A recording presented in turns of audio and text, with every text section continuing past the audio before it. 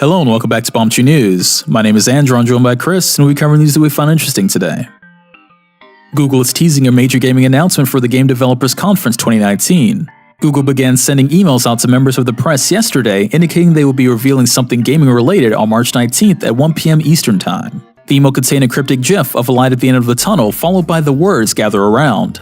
Google has attended GDC in the past to assist in Android-led development talks. However, this time around, it's probably going to be focused on Project Stream. Late last year, Ubisoft and Google teamed up to provide Assassin's Creed Odyssey over a streaming service as a proof of concept. Many players who got their hands on it were impressed by the service's low latency as well as flexibility. With many companies beginning to eye the game streaming space, GDC 2019 is the perfect event for Google to unveil its full plans for a public release. Google isn't one to wait around, so if they're ready to show, they're more than likely ready to roll it out before the end of 2019.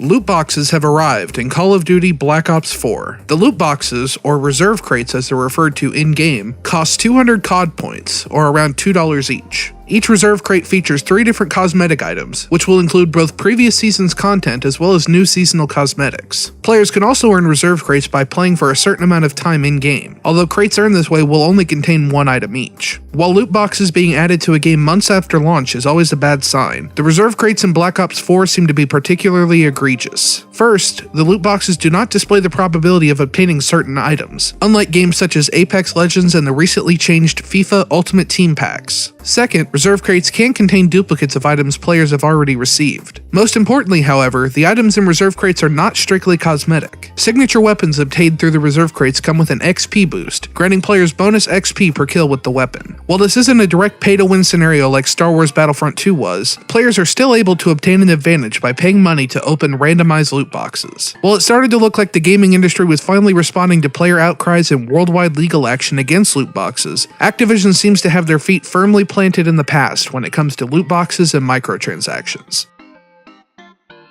Anthem is inching closer to its official launch date, and based on player activity thus far, are releasing a sizable Day 1 patch.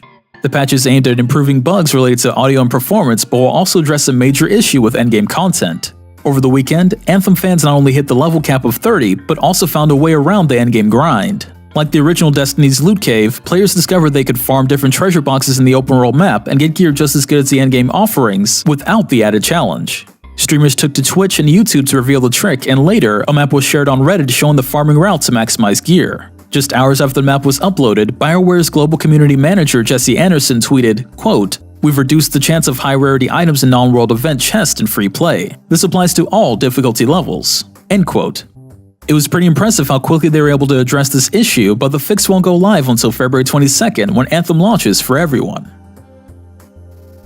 Developer Red Hook Studios has announced a sequel to Darkest Dungeon. Originally released in 2016, Darkest Dungeon had players traversing horrific dungeons with their party of adventurers in an effort to fight against a vast array of mind-destroying Lovecraftian horrors, often resulting in said adventurers losing their sanity and gaining different permanent status effects as a result. Darkest Dungeon 2 looks to expand on that core concept, while still retaining a unique identity as well. According to developer Red Hook, Darkest Dungeon 2 will, quote, "have its own creative and thematic identity," end quote, with the new entry keeping some elements from the first while forging its own path in other areas. Details are still light, but Red Hook did state that the sequel would still feature a turn-based combat system, but that it would be receiving, quote, "a significant presentational and mechanical tune-up, and that players should expect a completely different metagame structure," end quote. A short teaser was released, but other than confirming the return of a few character classes, it doesn't offer much in the way of story or gameplay info. Darkest Dungeon was one of my favorite games of 2016. I've always loved Lovecraftian-style settings and creatures, and trying to manage your party's stress to stop them from going insane was a lot of fun. If Darkest Dungeon 2 is anything like the first, it's going to be a great experience from top to bottom. No release date was given, with Red Hook stating that the game would be entering early access on PC before a full release.